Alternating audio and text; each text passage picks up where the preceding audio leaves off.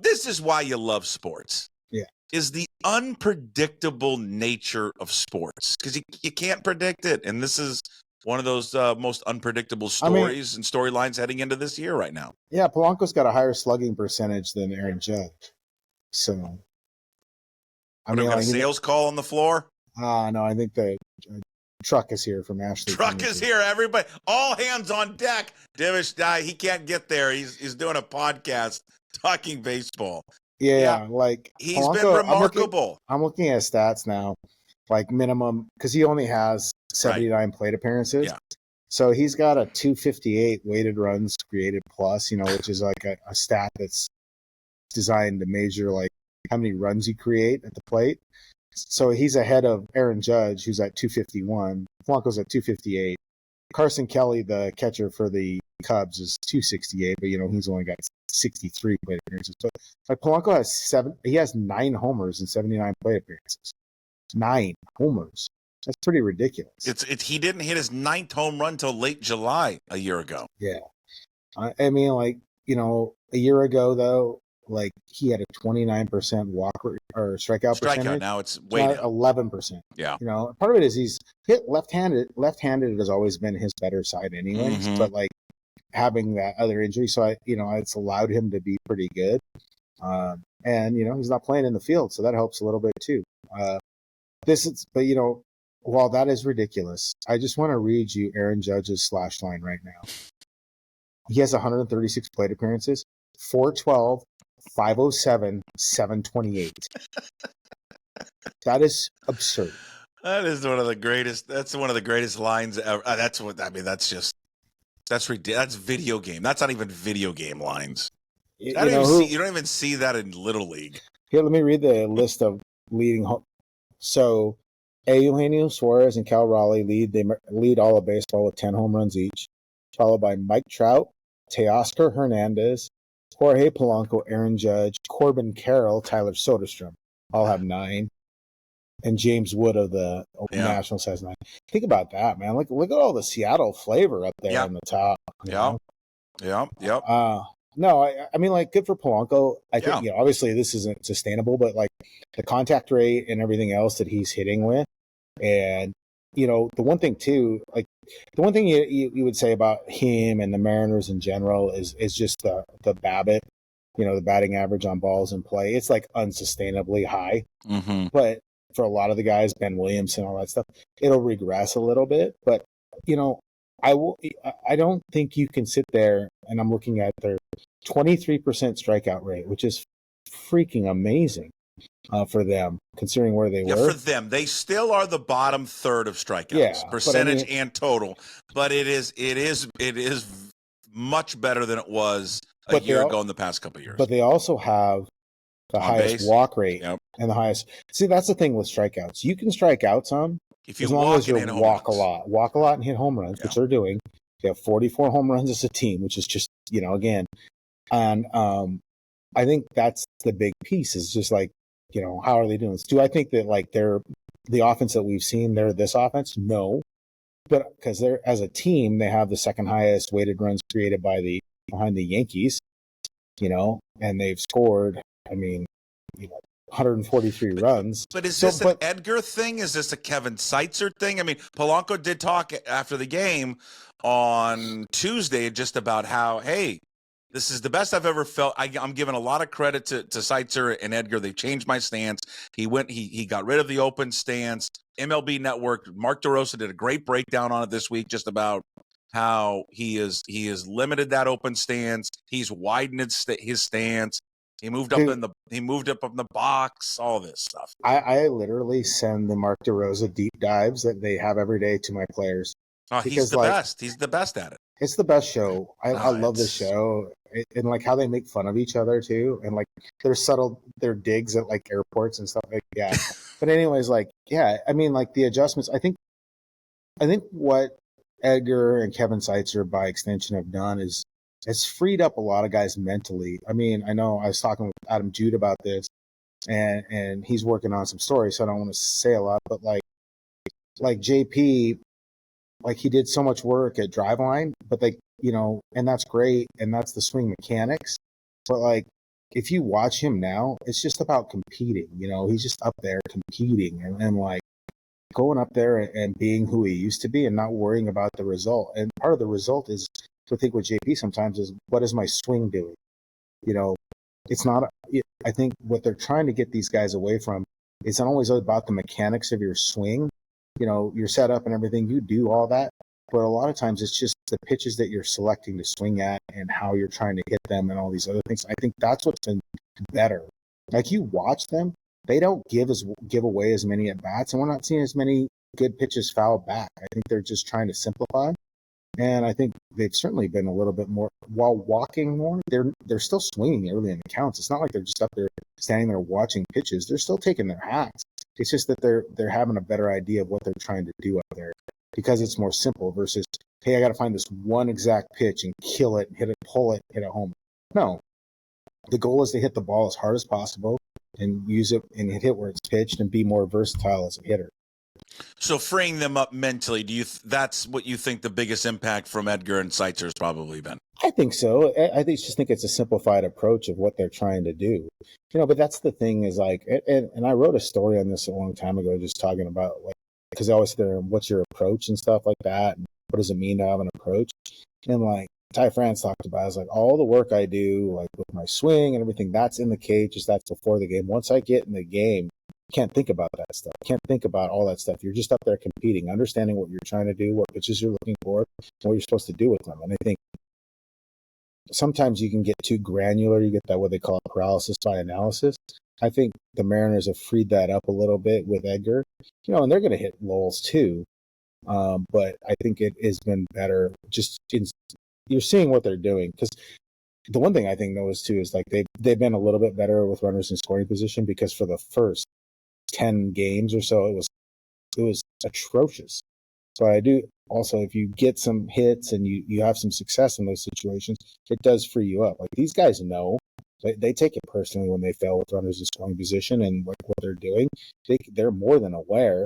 And I think, once you have some success and you kind of find an approach that you stick with, good things happen. Why is Polanco? I mean, he's really just, given a double bird to all those who say you can't hit at home. Yeah. I mean, 7 of his 9 home runs have been at home. I mean, he's hitting .404 and he's got an OPS over 1,000. I will say that, like, if you're a left-handed hitter, you don't get safe code or T-Mobiled as much. It's better for you. Yeah, if you can pull the ball with any sort of authority, it's better place. And I don't know what the roof percentage is, on or off.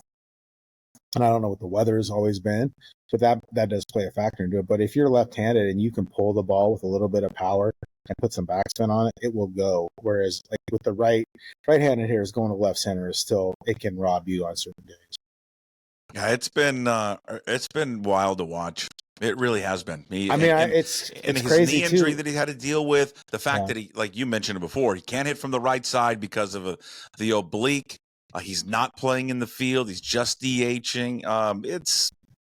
It's just a phenomenal story to the early part of the season.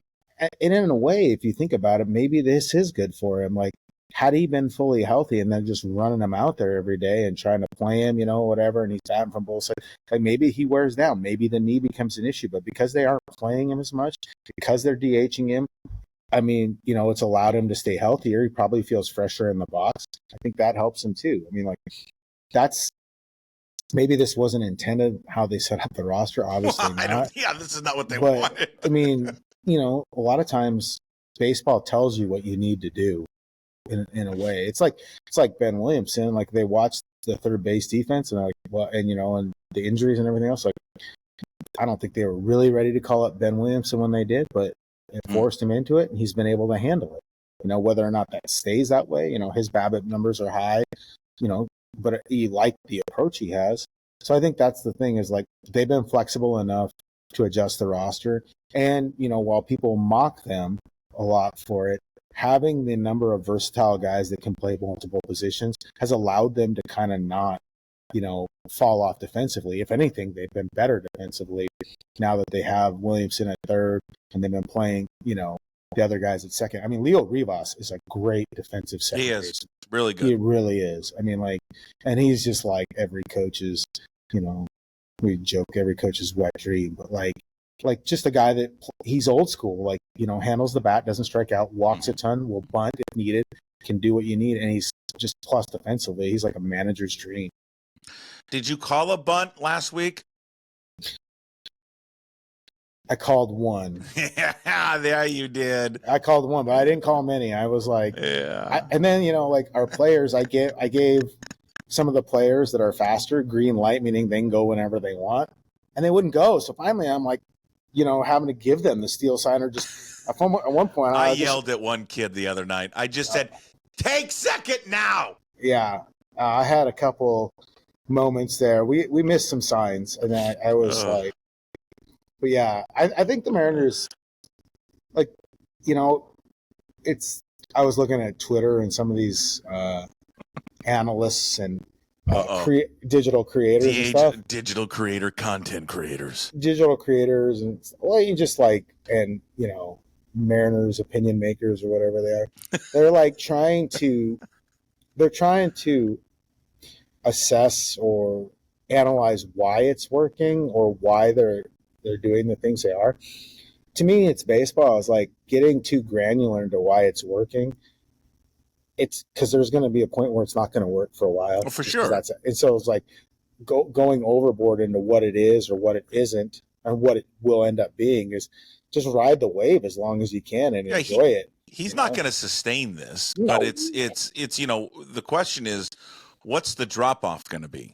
How far is the drop off going to be? I don't I don't think it's going to be that. I don't think it's going to be that massive, but yeah, he's going to come down from this. If he keeps his strikeout rate at 11% though, or whatever it is, then it'll be in a good spot. His walk rate isn't real high, but like JP Crawford and Julio's walk rates are really high, and that's really good for the team. Like, Julio hasn't produced maybe what he thinks or what fans should think, but the walk rate says, and if you watch the at-bats and, the singles and everything else, like it will turn a little bit more because he is a little streaky.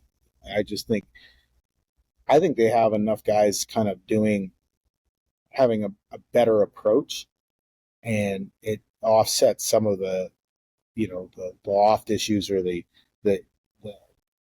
warts that they have traditionally as hitters. I think what they've been able to do to get out to this start, we always talk about, and some people say, it's overblown. And listen, they've gotten off to good starts before, and then they've crumbled late. But to get off to this start right now, it's 17-12. Despite all the injuries that they have had to sustain right now. I mean, you think about this. They've lost George Kirby for now a massive amount of time. Bryce Miller has not looked good. We'll get into Bryce Miller in a quick second. They have not had Matt Brash. You lose Victor Robles, which is a huge part of your team. Leadoff hitter, heartbeat of your team. He's been gone. You lose your starting second baseman. I'm going to sit there and say that Ryan Bliss was like this catalyst for this baseball team, but still, I mean, he was your starting second baseman. He's out. And then you got Dylan Moore's banged up, right? He's got an oblique, so he's out.